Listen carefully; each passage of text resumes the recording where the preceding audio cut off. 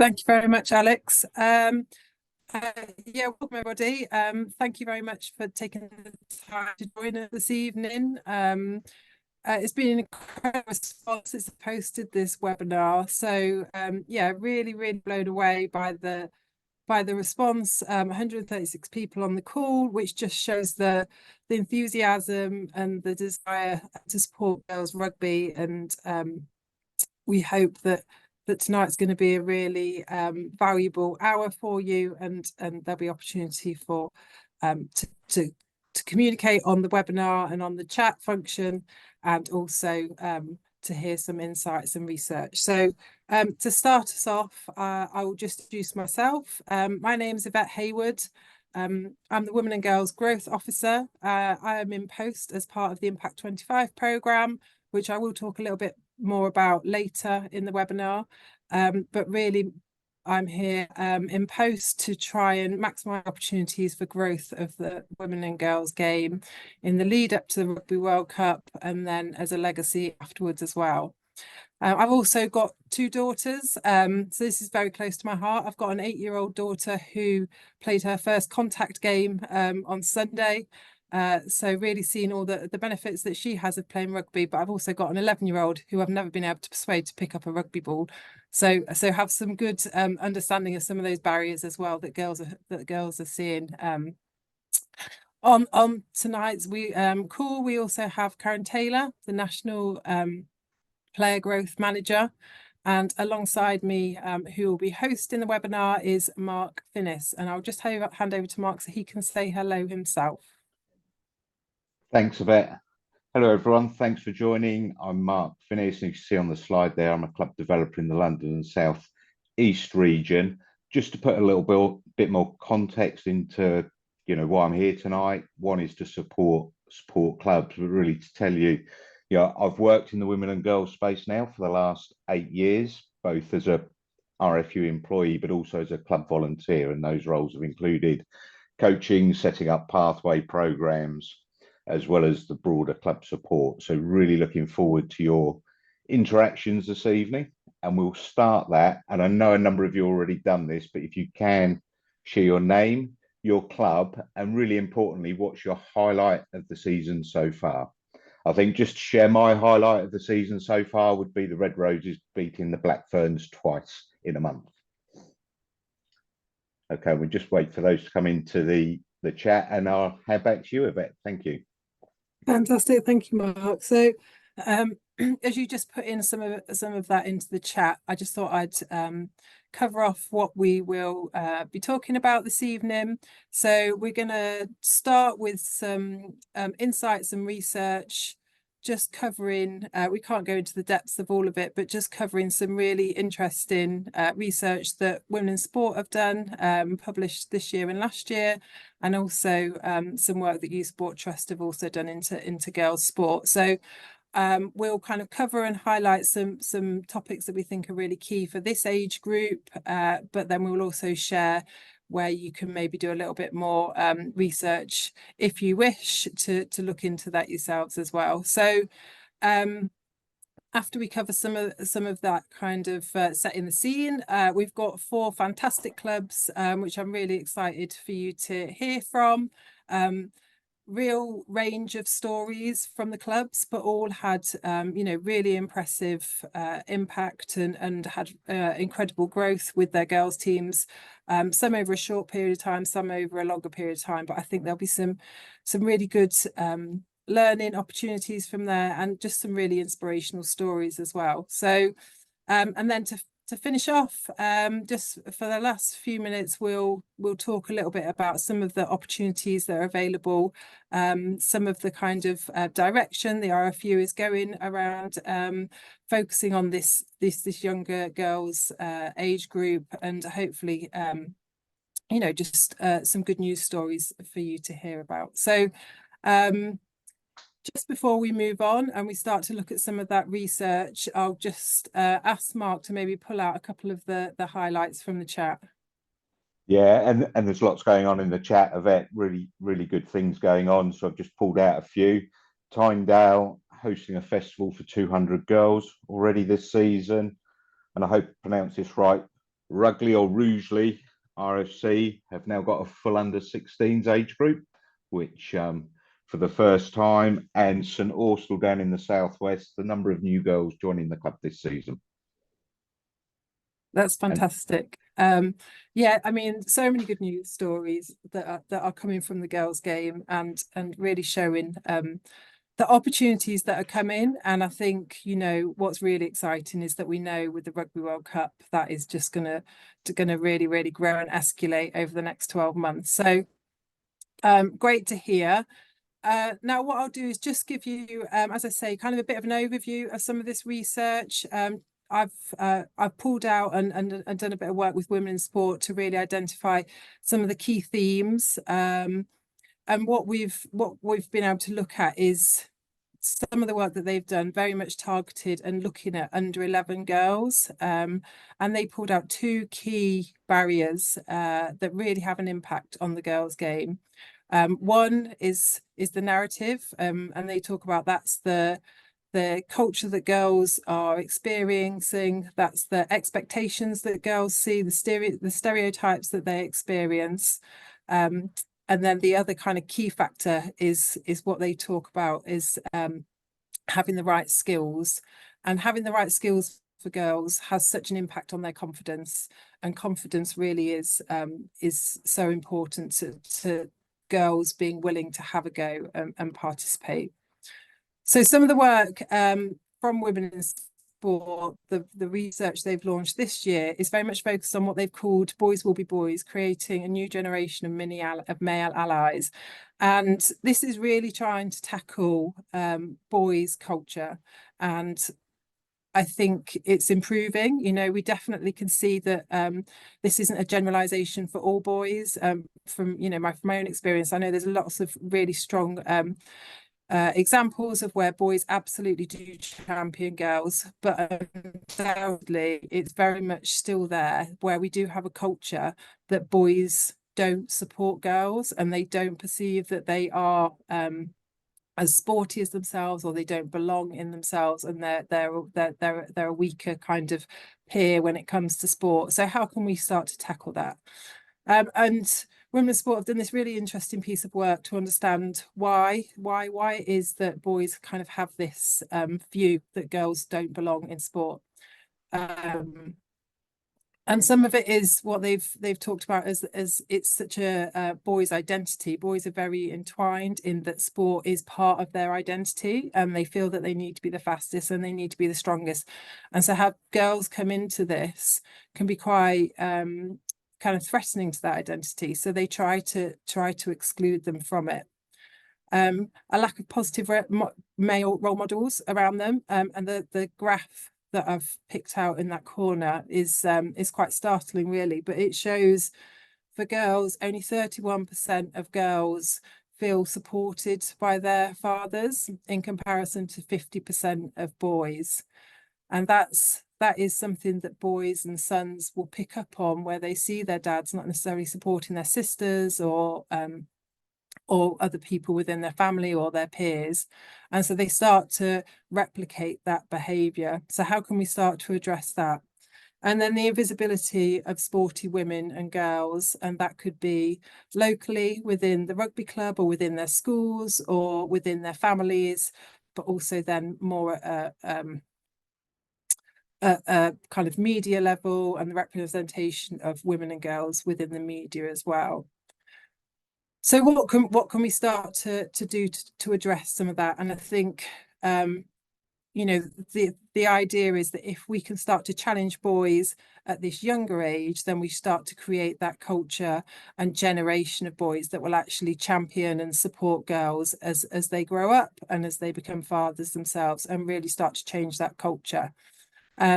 So here's just, you know, just some tips. And like I say, there's some really good research in this, and there's some really good toolkits as well. So they produce toolkits for coaches, teachers, and parents about how you can start to address this with boys themselves and really start to challenge some of their behaviours.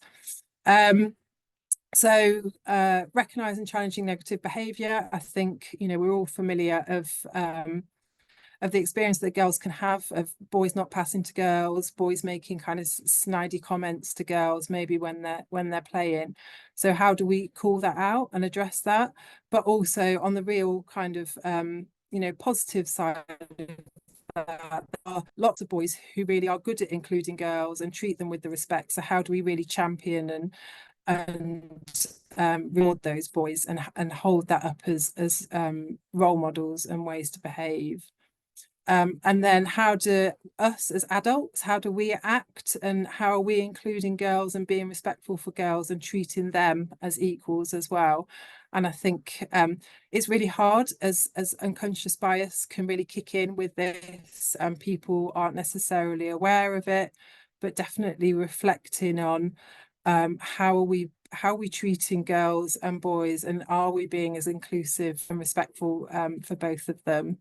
Including girls as equals, that's something which again it can be quite challenging, but just finding the opportunities to do that. So it could be locally, if we're getting older girls to come and help coach with some of the younger girls teams or mixed teams. How do we start to get more of those women and girls taking on those roles so boys actually see them in that sporty context? Celebrating the successes. So, as Mark just said, we've had incredible success with Red Roses over the last few years. How do we really try to celebrate that and raise the profile of that, so the boys really start to see that actually they've, women are very much on an equal in terms of a sporting success.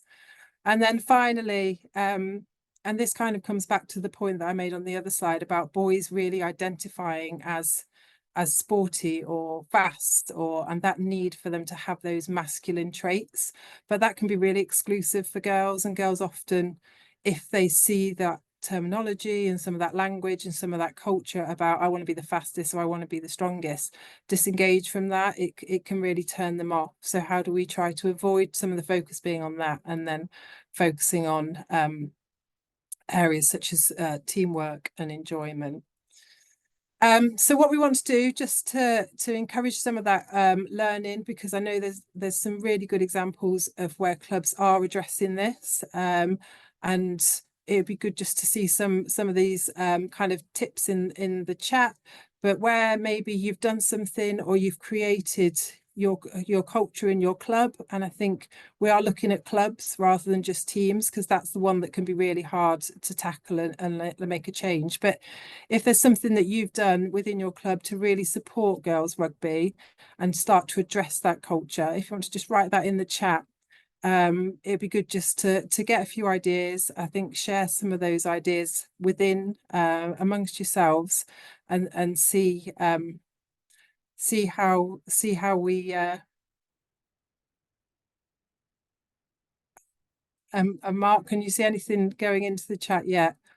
Are people still apprehensive, or I can't see? There's a few bits coming in now. So we've got girls and boys training at the same time. Clubs that have run Love Rugby events this season. That's right. As they're coming in, the things I'm reading are disappearing. So having girls from minis all the way up to 18 under sevens as pitch up and play days, girls and boys training at the same time again, having one of the Red Roses visit the club.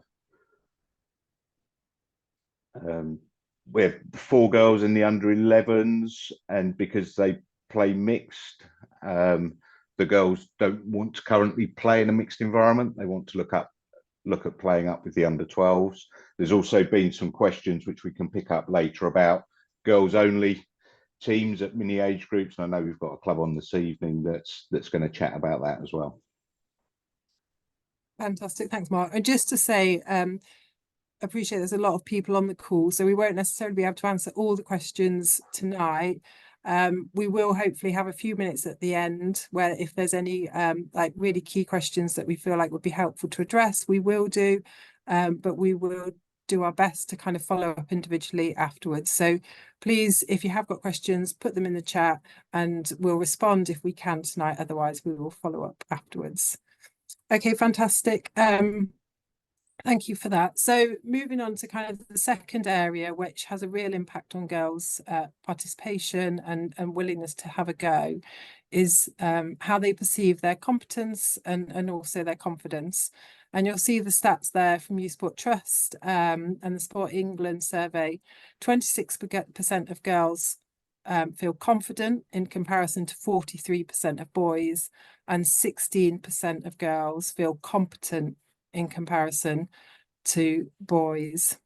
And confidence is a real it's a kind of twofold barrier for girls, because one, they assess themselves and feel that their skills aren't as strong, and so they're naturally more negative when they assess their skill ability and put themselves as less competent.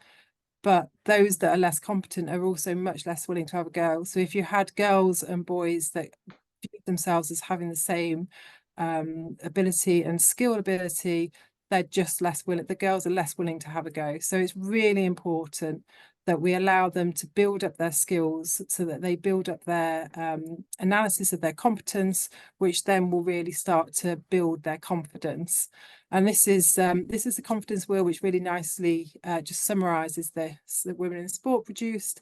And this just shows you in a really positive way how you can start to create a positive cycle for girls. So if we can at a younger age give them the skill set so they feel that they are competent, and give them a really positive first experience, then that is what creates them to have an enjoyable experience, which will bring them back again. And the more that they come back, the more that they can develop their skills. The more they develop their skills, the more their confidence grows. And the more their confidence grows, the more they're willing to have a go. And then they go through this cycle of building their skills, which builds their confidence, which allows them to keep coming back. And then we know that when they've been playing and participating for long enough, then they're much more likely to continue once they're teenagers, and all of those kind of different barriers start to come in, and reasons for them not to play and drop out. So the younger that we start to create those really positive behaviours and get that ingrained in them, then they're much more likely to carry on as well. So the final kind of infographic that I've pulled out from the work that Women in Sport have done is around the motivators for girls, and I think they've just put it into four really kind of succinct headings. And the first one, personal achievement, is quite linked to what we've been talking about around skill development and the importance for girls that they feel like they're developing, that they feel like they've acquired skills, and that they're getting recognition and praise for that. They thrive off having feedback and given the responsibility to ask. You know, they'll always ask more questions, girls, and they always want to know the whys. So trying to create an environment where they get that feedback, they get involvement, and they can take some responsibility for their learning. So skill development and personal achievement is really important. Belonging and familiarity, and that's the social side for girls, which again, really important, and I think shouldn't be at the expense of competitive opportunities. And you know, girls absolutely want to have a competitive environment and those competitive opportunities, but they really place some of the fun and the social and the friendship things as important, so they shouldn't be at the expense of each other. So having that network, things that create that sense of belonging as well. So having a kit can be really important to girls. Having that sense of identity, so having their TikTok dances, or having you know, a hairstyle or something that creates them and unites them. So again, thinking about how do you create an environment that really enhances and supports that for girls.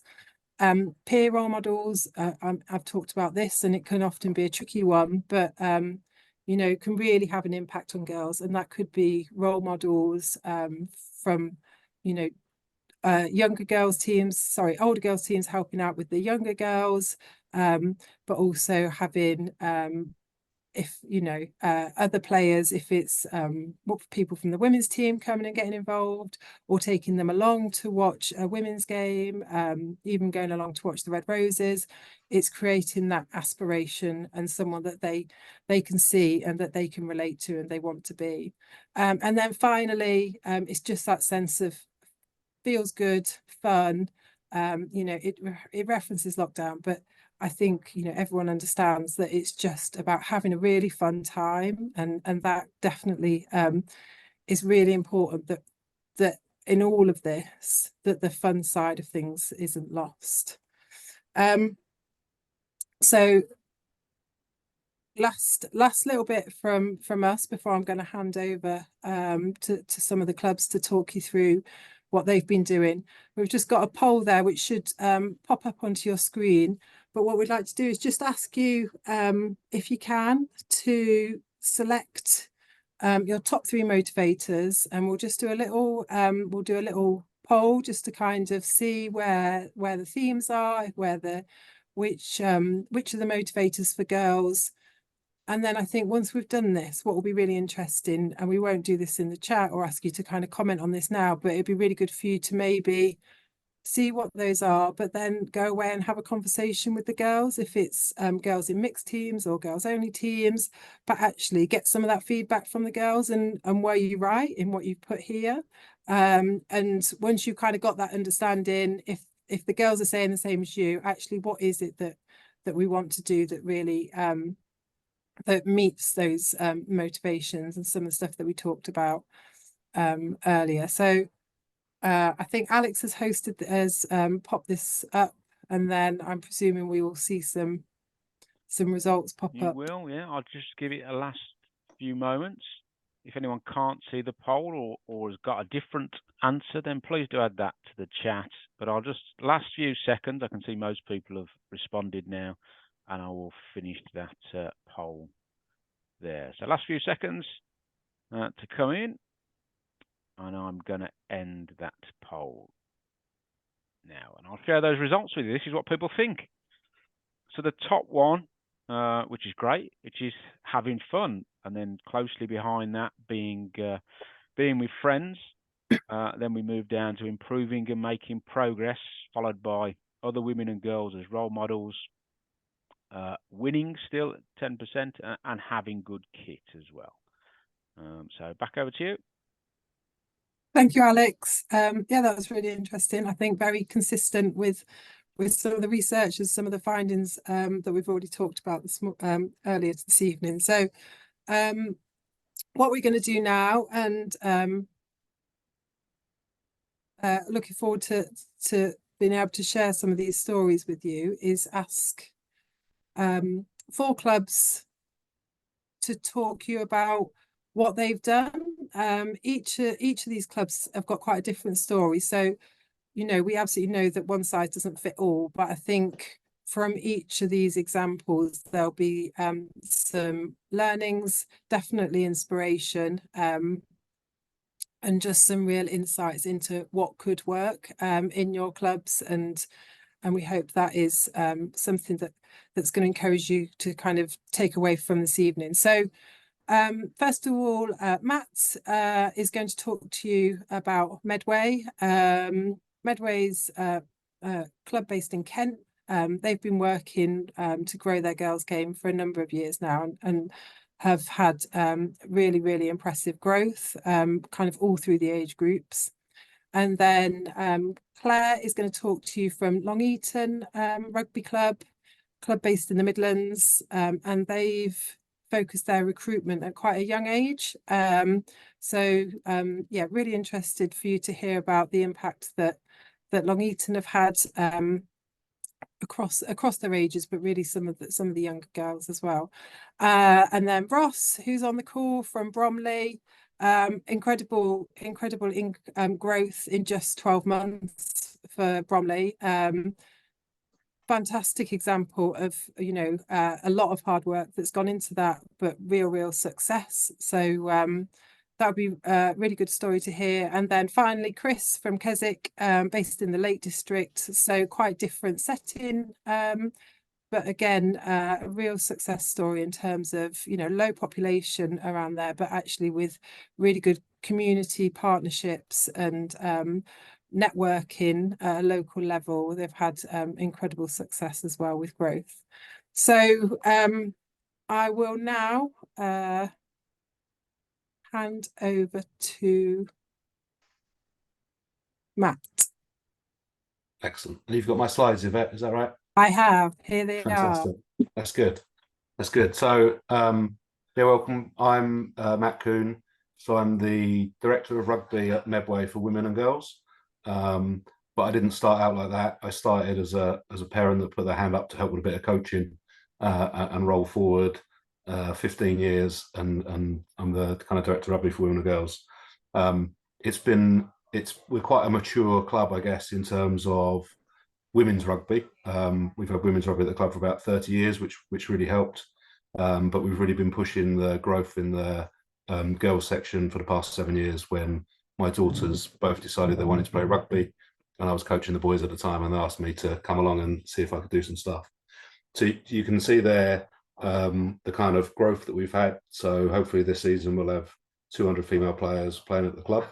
And there's a range of stats on there. I guess the thing that I'm most proud of is the middle one, where it's the women and girls are a core and integrated part of Medway RFC.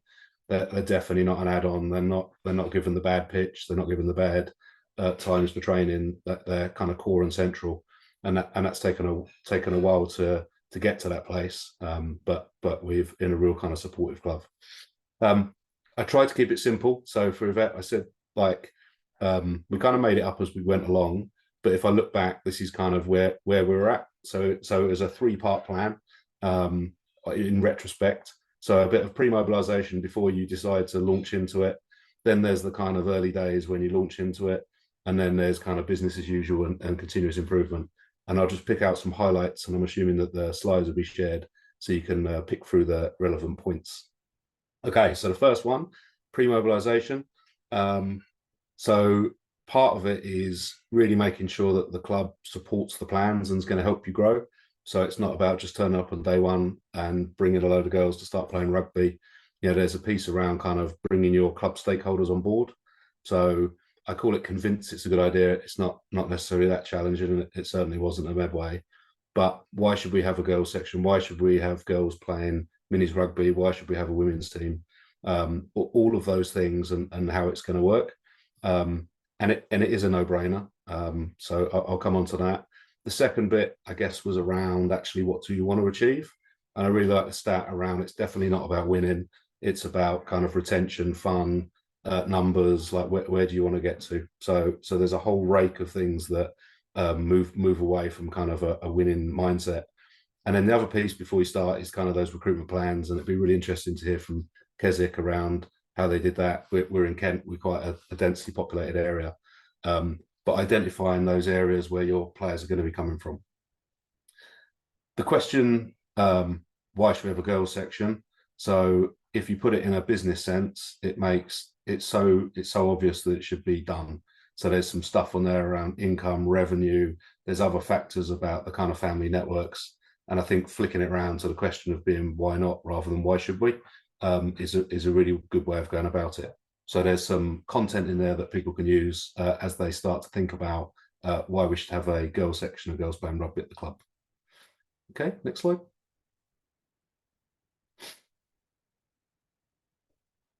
The next bit, so once you've decided it and you've spoken to the exec and you're going to get going, is that kind of day one and those initial months. And what does it look like? So we had a big launch day. We spent about 3 months in schools promoting it, getting contact details, phoning the parents, building a bit of social media before we had a launch day. And as part of that, we had warm-up events, come and try rugby. That was really successful.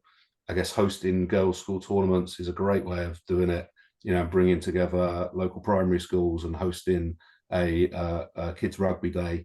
But you provide the coaches and the refs, and we're lucky that we've got women and senior girls that play, so they come along and do the coaching and the refereeing. And I think in those early months, and to be fair all the way through, getting the right coaches is incredibly important, and that the attitude is definitely more important than the capability, certainly in the early days.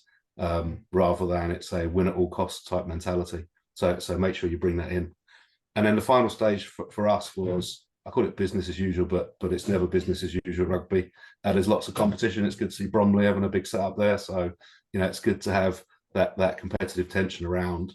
I guess the things for us, like what we carry on pushing, off the pitch is as important as on the pitch. So that friendship, the networks, all of those things. Tour, every year tour just has to get better and better. So kind of keep driving through that. It really kind of makes people click. And then that sponsorship for us was really helpful, getting the same kit, getting the stash so that everyone looked the same. And then if you can, move into representation on the exec for women and girls rugby, which is what we've done as a club. So you have a top tier decision-making capability within the club to continue to promote and grow the women and girls game. That's the 3-part plan. Amazing. Thank you very much, Matt. Perfect timing. Brilliant. Thank you, Matt. Really appreciate you taking time to share that. And now I'm going to hand over to Claire to talk to us about what they've been doing at Long Eaton. Hi, evening all. I don't have any slides. I'm not as prepared as Matt. So I'm just going to sort of talk you through. So I'm Claire McGuinness. I'm the Director of Rugby for Girls at Long Eaton. And I guess where I got started was as a young girl, I wasn't given the opportunity to play rugby. I had 2 brothers, always tackling them in the garden, but I had to wait till I was 19 until I had the opportunity. And I've got 2 young girls, so I've got an 8 and a 10-year-old. And very much, I always grew up on the sidelines watching, and I always wanted them to get involved as much as they could. And my eldest did start at 4, and she lasted about a year as the only girl in the under-5s team, and then shortly left because she started to recognise that she was the only girl and started questioning it. And then some boys told her she probably shouldn't be there because girls shouldn't play rugby. So not a great start. And this was back in 2018. And I decided that actually I need to get involved in this club, help shape things. They were looking to set up a women's team. So I got involved in that side of things. But we did have some junior girls. It was just limited in terms of the mini section. So I guess my approach when I came into post was to focus on that junior section, that mini section, and about trying to increase the number of girls so that we can keep the pipeline going through into the junior girls and giving them a real positive experience so that then we can retain them through into that junior section. And I guess sort of the primary school children, parents always want their kids to try lots of different activities, lots of different sports. And it's all about providing that positive first experience to get that love of the sport. My 8 and my 10-year-old have full calendars of activities across the week. If they want to do anything new now, I'm going to really struggle to fit it in. And if something doesn't come in on a Monday or a Tuesday night when they're actually free, they probably can't do it. So waiting to sort of secondary school age, when the junior section starts, it's really hard to recruit girls at that age. Whereas if you can recruit them early in the primary school age, give them that love of rugby early, hopefully then they can continue through. So that's why we sort of focused on that primary school age. So I guess what we do is we do some 8-week taster blocks for girls only from reception age up until year 3. Real focus on fun with a rugby ball, playing lots of silly games, giving them a rugby ball, giving them tags, running around. We have all female coaches, so our under 18s and our women get involved in the coaching, and we give them all pink t-shirts. So interestingly, in the poll, no one really rated the kit as a reason why someone might do, but we've actually had feedback that some of the girls dropped out of rugby because they didn't like blue and black kit. And actually they wanted to be there with their pink tutus on and wellies and running around at the really, really young age. So actually, why would we stop them doing that? And very much what we've done has been shaped on the feedback. When people and girls have left, we've tried to understand why and then tried to do something about it. So that block is like an 8-week block. They'll pay £40. So it's money into the club. We'll get them a t-shirt. They get that for free. And we're giving them that really fun experience of rugby. And what we often find is some will transition into the mini section, and we do work in the last couple of weeks to try and get the coaches to come and see them and try and sort of give them that familiar face so that they can. But we also find year on year the same girls keep coming back that just don't want to go into mixed rugby, and that's okay. but we keep providing them that opportunity to do it. We've also started running year 4 to 6 4-week tasters and introduction into contact rugby. So this is trying to build our numbers at under 9s and under 10s and supporting our under 12s, and that's been really successful. Where we've taken our under 9 and 10 girls out of their mixed sessions for 4 weeks so that we have numbers, and even if 1 or 2 girls come down, we can still deliver something and provide them that experience. And then with our under 9s and 10s girls, we have started to provide girls only matches, and it's really nice to see. Actually, there's a couple of people on the webinar names I recognise from some of the clubs that have been doing the similar thing, who we've been having some fixtures against. So yeah, and I think the reason for doing that is around that retention piece, that engagement, and that increasing the confidence. So when Yvette was speaking about that confidence wheel, what we found from providing these opportunities sort of 5 to 8 times a year at under 9s and 10s is the girls really build their confidence from the first match, and then they take a bit of that into when they go to the mixed match the next weekend, and then they go in a girls match again and they build, and their confidence is just constantly growing. And we probably had a handful of girls that would have left our under 10s last year had we not continued and put those fixtures on. And the difference I guess we saw in the confidence was phenomenal. We went from girls that just sort of stepped aside and let people run past them to girls absolutely smashing some of the boys and some of the big boys that were running. What else have we done? I think we've been working a lot as well with like the minis coaches and the junior coaches to try and get them to understand the differences around the girls' motivation. So I feel like I'm just repeating what I've pretty much presented, but I'm backing everything sort of the science and the research has said. Like, it's all about the sense of belonging. When we found out why people are leaving, it's because they didn't quite feel like they fitted in. It wasn't social enough. They just want to chat and have fun and do some serious stuff, but they need to be around people and girls, not just around a group of boys, because boys don't quite have the same motivations as the girls do to be there. And we utilise our women's team as well to do a lot of the guest coaching, whether that's in the junior section or the mini section, one, to give that female role model. But also, again, what you were saying around that boy culture, showing boys that girls can coach, women can coach rugby as well. So it helps with the boys' attitudes as well, and taking that in. And it has made a big difference, I think, because what we've seen is our under 11 boys now, we've taken our under 11 girls and merged them with our under 12s. The under 11 boys came and watched their match the other weekend when they were at home, and they were cheering them on the sideline, and vice versa the weekend after. So I think that's is really, really lovely to see, because that's just great culture across the whole club. As a few sort of stats, I think 4 out of the 6 girls we had in our under 10s last year started off in that reception to year 3 taster block. So we managed to recruit 4 new girls to that team, who then transitioned either at under 8s or under 9s, depending on how confident they felt at the time. Then we did the 4-week taster block, and we got another 3 girls in. So we've had 9 girls that basically were under 10s last season that have gone into our under 12s this year, which has been really positive from an under 12s point of view, because they only had 4 remaining girls left. So in order for them to maintain their positive experience where they've been playing with a full under 12s team, loads of the under 12s have left for a season, to be able to then bring that, again, that pipeline of players coming through, it's meant that our under 12s this season are still maintaining a positive playing atmosphere, being able to play just with Long Eaton and a lot of the matches that we're playing. And then knowing that we've got 9 girls now coming from this year's under 10s going through as well, it's really, really positive to be able to maintain that throughout, and that pathway throughout. And I think I'll stop talking. I could talk for ages. No, that's fantastic. Thank you very much, Claire. I love that story about the under 11 boys coming along to support the girls. Really good example of that club culture. So thank you very much. And now I will hand over to Ross from Bromley. Hi, everyone. So it feels a bit of a imposter syndrome here. We've only been doing girls rugby since, well, 1 season, I guess. I'm the head of girls rugby for that 1 season.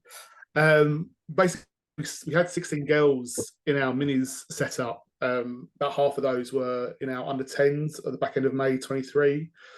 We never offered girls rugby before now. We didn't have any sort of team to fold into the youth setup.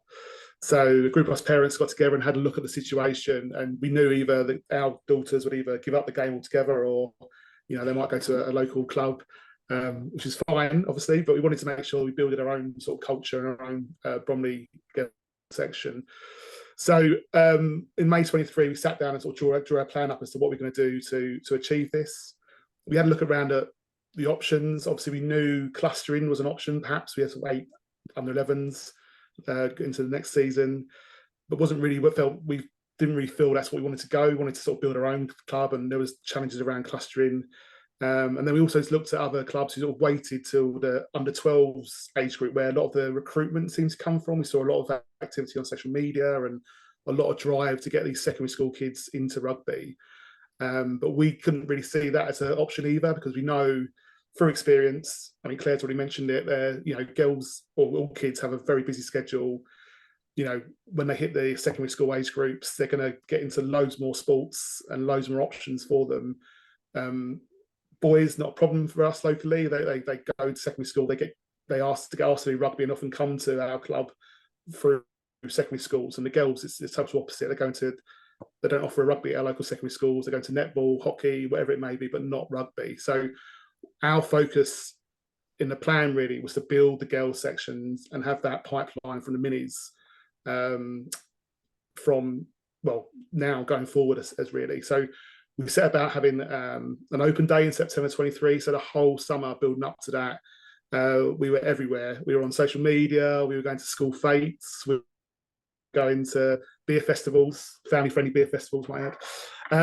We were, on the high streets handing out flyers on all the WhatsApp groups, schools, club groups, wherever it may have been, all targeting sort of a September push for minis rugby throughout every age group from under 6 upwards. It was well attended. We had sort of 25 new girls attend that day, and from then half of which have since registered with the club and formed our team. From that point, it sort of really kicked off. So once we had that sort of girls set up, we sold to the girls that we basically have a girls club, within Bromley. It's not a separate club in its own right, but we wanted a girls section within the mini section. So they come to us, and we developed an under 10s, under 11s girls only team. And the girls that are already with us, existing with us, they felt more comfortable playing with the girls. They saw a lot more of the advantages, a lot more of the ball when they were playing. All the new girls were able to come into this sort of culture of girls rugby, where we had women coaches, we had all the kit to give them, we had hair scrunchies as they arrived, we had a second-hand boot supply. We were able to sort of give them the idea of sense of belonging into this Bromley Rugby Club girls section. And then we had younger girls come in, around the under 7s, under 8s. They were formed part of the minis age group, but when we done fixtures such as festivals or whatever it may have been, we made a point of actually fielding all girls teams during those festivals. And again, they felt more comfortable playing with girls because they knew they were part of this team. They would always receive the ball. They weren't sort of isolated from the rest of the club. So that sort of naturally has grown the team. Friends have brought friends along. And since then, we've gone from 16 girls, as it was in the end of May 23, now to 50 girls across our girl section, with 20 of which are now in our under 12s team. And it keeps growing. So again, last season, sort of a mini experiment, if you will. One age group we really struggled to get new players to stay was our under 9s. So we didn't actually have this girls section within the under 9s. We sort of stuck them back in with the mixed teams. And obviously that's contact rugby. We had a lot of interest in the open day. We had a lot of interest over the season, but they never stuck at it. They sort of came into the club, hung around for a couple of weeks and left. And we saw the under 10s, 11s grow substantially. We saw the under 8s growing, but we couldn't get them to stay in the under 9s. So this season we've got a separate under 9s girls team. They played their first contact game in a mixed festival week before last and absolutely loved it. They thrived off it. I've never seen an under 9s team play so well in terms of passing the ball to each other. there's a bit of apprehension at first. They were sort of not sure. One of the girls came off injured. They were a bit nervous. But by the end of the festival, they all were just elbowing each other to get on the pitch. They all wanted more playing time. So that's really worked for us. And what we're trying to do really is sort of emulate that to other clubs. So this week coming Sunday, if anyone's interested, we've got our own minis festival we're hosting, and we've actually set aside an under-9s girls pool within that minis festival, as well as an under-10s and 11s pool. We've had 3 or 4, 5 clubs interested or joining that section for the festival. And we've opened up to all other clubs and said, look, you want to send your girls along, we can make bar teams up, just so they have that experience of playing in an all-girls environment. And again, really the idea is we don't want to be the only club in Kent or anywhere with just a girls section at that young minis age group. We want to be able to give them more playing time and with girls rugby. I mean, they will play mixed rugby, they will play against the boys, it's not a problem at all, but we're trying to sort of expand beyond Bromley. We want to make sure that it's a wider community effort, not just our club doing that. So yeah, it's been a real steep learning curve for us, for sure. We've learned a lot. We've still got a lot to learn. We're going into under 12s rugby for the first time we've ever done that. Next season we know a challenge. A lot of those girls going into under 14. We probably have to build numbers there to sort of sustain the team. So there's still a lot for us to do, but it's been an amazing success. And I think it's because we've just built this culture within the club, is that girls section is very much part of what the club's all about. And when they come into us, they feel included. They're already part of this sort of team. We know the girls are going to welcome into the club. We've got all the merchandise for them ready to go. And they feel wanted and they feel like a team community. And all sorts of other things in the background. We've done the Red Roses games. We've become a Saracen sister club where the girls got to go on the pitch as flag bearers for the England-Canada game. They've met players. We've had players down to the club quite often, actually, as much as possible. We've got coaches in from other clubs to help, women coaches to help as those role models. And it's really, as I say, just really taken off. So, yeah, it's all fun. And then this year, first time ever, we're doing a tour to Ghent in Belgium as well. So again, it's just really trying to sort of raise the idea that girls rugby is not just sort of like playing locally. We want to make sure that they feel special, because they are to us, and we're sort of going the extra mile for them to sort of give them a next level up experience, really. Fantastic. Thank you, Ross. Yeah, incredible achievement in just 1 year. So thank you very much for sharing that, Ross. I'll just stop sharing my screen now because Chris from Keswick is going to talk you through some of what they've been doing up in the Rural Lake District, and I think he is going to share his presentation. Very good. Yeah, all good, thank you. Evening, everybody. As Yvette just said, I'm Chris from up in the lakes. Quite a different kind of area for most of the people speaking. For context, we've got roughly 4,000 people that live in the local town and attached villages. That's kind of a double-edged sword for us, whereas we've got a smaller pool to recruit from. We've also got a close-knit community. And the Keswick Rugby Club, we offer rugby for minis, all the way up to having 2 senior ladies teams, 1 contact team and 1 senior touch rugby / social team. I'm going to run through.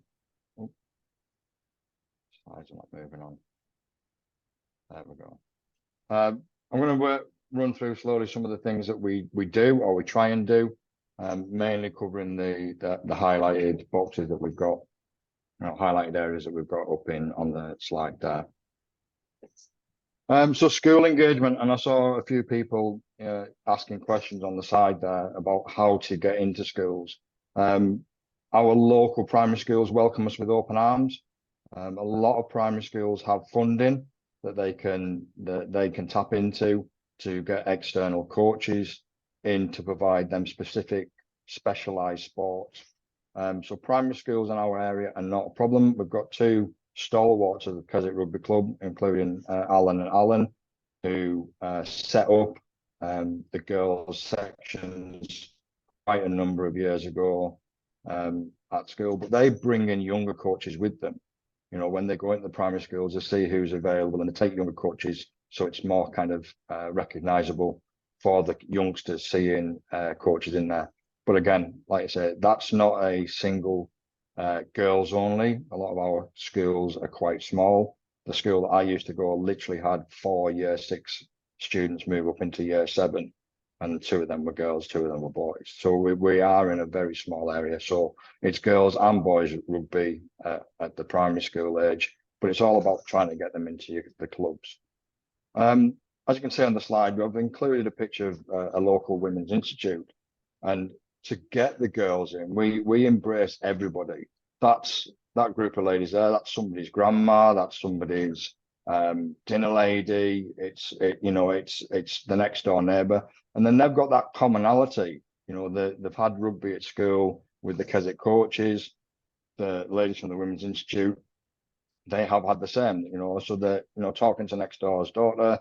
You know, oh, we had a good time at Keswick Rugby Club. It covers the whole basis. I see where a lot of people struggle, and in our area, we are very fortunate that our secondary school, 3 of the PE teachers all play rugby, so they're able to do after school rugby and do rugby at school. A lot of secondary schools have that big fear of injury, but if you want to get into the secondary school, you can relate it to the curriculum and to Ofsted. You know, Ofsted love secondary schools who are embraced and joined with local community groups, including rugby clubs in the area. And like a lot of people have said, we've got the fortunate ability to call on some of our most famous guests from Keswick Rugby Club to come up every now and again, including the likes of Abby Ward. We have Evie Tonkin, who is on the fringes of Scotland. She's actually one of the teachers at the secondary school. So we utilise these people, and we hold and host quite a few days and events that allow them to come in and support us. But our biggest winner is getting in regularly with the local primary schools. And the local primary schools, if you engage with them, should let you in. Like I said, they've got additional funding that will pay for and support other coaches and other sports going into them.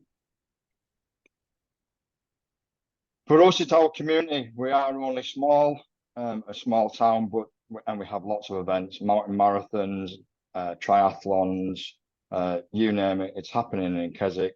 So we as a club and myself and the girls try and get involved in as much of that as possible. You know, as much of it as possible going in our strips so people see us. Everything from running cake stalls to marshalling on marathons. The bottom left picture that you'll all see there, a local mum was doing 100k in May. She was finishing on one of the days that we were training, so I invited her along to do her last kilometre with a group of sporty young girls running alongside her, cheering her on. So all them good news community messages spread, and word spreads, and people want to be involved with a club that's so caring and so community focused.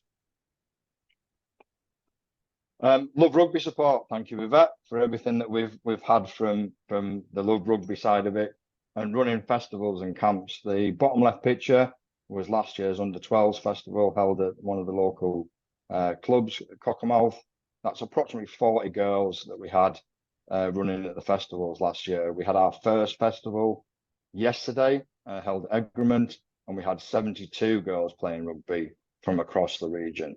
While Egremont hosted it, I spent a bit of time on the sidelines speaking to some of the girls who decided to come down and watch, and basically really kind of gear them up to say, you know, look at how much fun these lot are having, you know, why don't you want to get involved? Our festival, alongside our festivals, we've had the Love Rugby support with regards to the summer sessions, and although it was supported by rugby during the summer fun sessions, I hardly did any rugby. Played a lot of other games from a bit of rounders, but it was about getting the girls together and getting the girls enjoying themselves. If you've got people, coaching organisations in your area, again, invite them to run summer camps and events at your club. We're fortunate to have homegrown sports development local to us, and Gary and his crew quite regularly come up to run summer camps and camps in the half terms. And again, we can go down and support that and be seen as being part of the community. Again, community coaches, Matt, I think, you know, we have club developers who are also happy to come along and host and do stuff at the festivals for us. And we've got Struan and a couple of other people that regularly step in and help at the festivals, which is good for the girls. They see different coaches. And if you, as coaches, observe what they do, try and make their stuff more fun, then it works really, really well. Thank you, Chris. I'm conscious of time. We've only got no problem. 5 minutes left. So thank you so much for that. I think, you know, it really shows you the community side that you've got up in Keswick. I know you wanted to, you've got a couple more slides, haven't you, that you wanted to? No, just that last one, there. Just making sure, like you say, a lot of clubs have said about getting the girls involved. We're doing club build at the moment, so they invited the girls in to see what the new clubhouse was going to be like, so they could ask questions. The Falcons get involved with the under-16 girls and have parties with them, and just recognising and letting the kids be involved and be part of the club is one of our biggest winners. And that's me. Thank you. Amazing. Thank you so much, Chris. Really appreciate that. Yeah, some fantastic pictures on that last slide as well. Right, so we have only got a couple of minutes left. I'm just going to share just a couple of slides again with you just to finish off.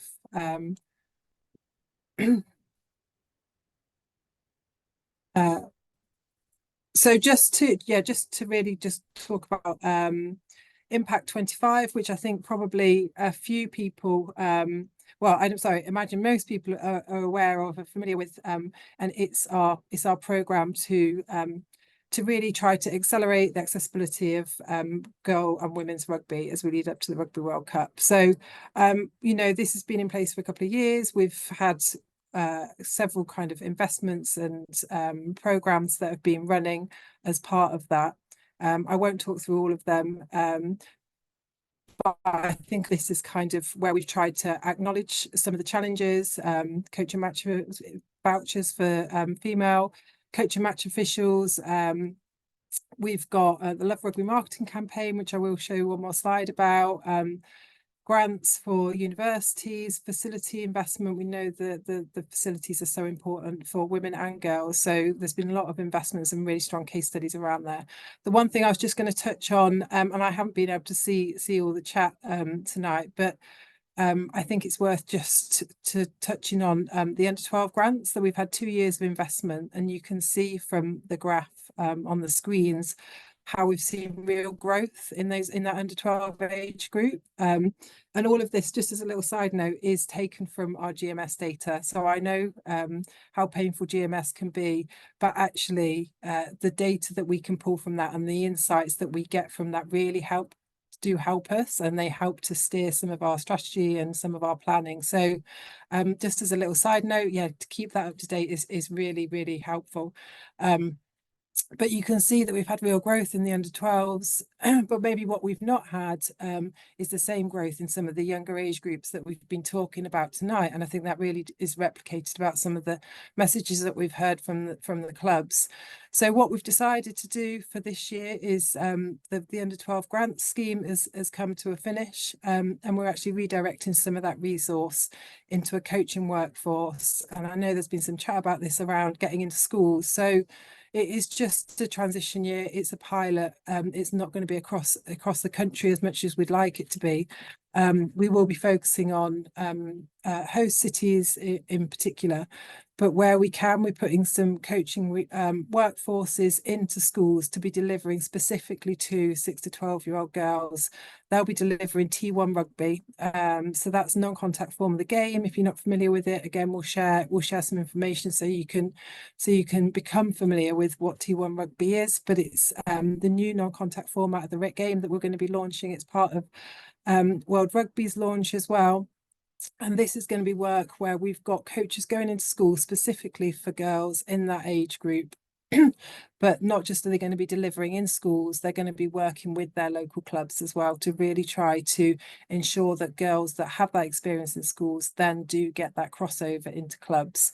So as I say, it's a transition year. We can't put it everywhere, but it is very much, you know, something that is an area that we want to progress. It's a real focus area, and this is part of Rugby World Cup, but this is also going to be on. So this is part of the Community Game Future strategy as well. And we're looking at not just the next year, but actually the next 5 or 10 years.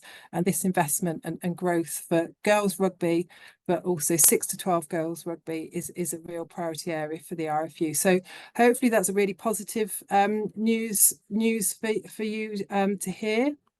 And then finally, just to finish, is the next webinar that we've got coming up, and that is information about Love Rugby. So Love Rugby, if you're not familiar with it, is the girls rugby campaign that we launched about a year ago, and that really is just to try and create a brand and identity for girls about rugby. And we've got assets, we've got graphics, and we've got all kinds of things that are on our website which we can share with you. But the webinar in November will talk you through all of those assets and how you can use them best to market and promote your club and engage with girls. And we have done some more work to create some assets specifically working at primary school age girls and those younger ages. So use the QR code, or if hopefully Mark's put a link into the chat to register for that. And hopefully that will give you some resources and just, you know, if you are creating social media, a little bit of save you a little bit of time in some of the templates and the work that we've put into them to make sure that they really speak to girls of that age. Finally, thank you so much everyone for your time. You know, we've had a lot to fit into this hour, so hopefully you found it really beneficial. We would really appreciate you just taking 2 minutes to fill in the feedback form. Scan the QR code, click on the link. It's 3 questions, and really the most important one is if you've got any other topics or areas where you think we could support with webinars such as this one, just if you could just pop that into that form, then we can review all of that, and that will help us to plan what webinars we put on after Christmas. So thank you so much for taking your time. I appreciate everyone's got very busy diaries. We will share the recording. I will just hand over to Mark for any final comments or anything, if there is been anything on the chat that you think is worth answering now. Yeah, thanks, Yvette. There's been quite a lot of discussion around what you can and can't do as regards regulation with under 9s, under 10 girls combining, playing up. So just as an immediate point of reference, if you like, under regulation 15 and specifically 15.2, so under 9s and under 10 girls can combine and play to under 9s rules. 10s and 11s can also combine and play to under 10s rules. Where there's those questions about under 11s and whether they're permitted to play up in under 12s, unlike the boys' game, there is special dispensation in what they class as exceptional circumstances for those girls to play up. And there is a process that you have to complete, which is basically a smart sheet form to apply. It is your local constituent body or county RFU that provide that permission to do so. What I would really encourage you to do, judging, and I can start to see it on the chat, is clubs wanting to collaborate with each other, maybe playing some localized pitch up and plays for 9s, 10s, 11s girls as solo events or singular events, but really engaging with your local constituent body or county RFU as well, so they are aware of, you know, helping you plan and support that girls rugby playing offer, which is something I know has happened extensively in the area where I work, and it's certainly supported many of those clubs within my area. So I think what we'll do, Yvette, is those questions, I'll pull them out of the chat and we'll follow that up in the resource just so that everyone can see the responses to those. Thank you. And thanks again for everyone that's joined us this evening. It's been great to see you all.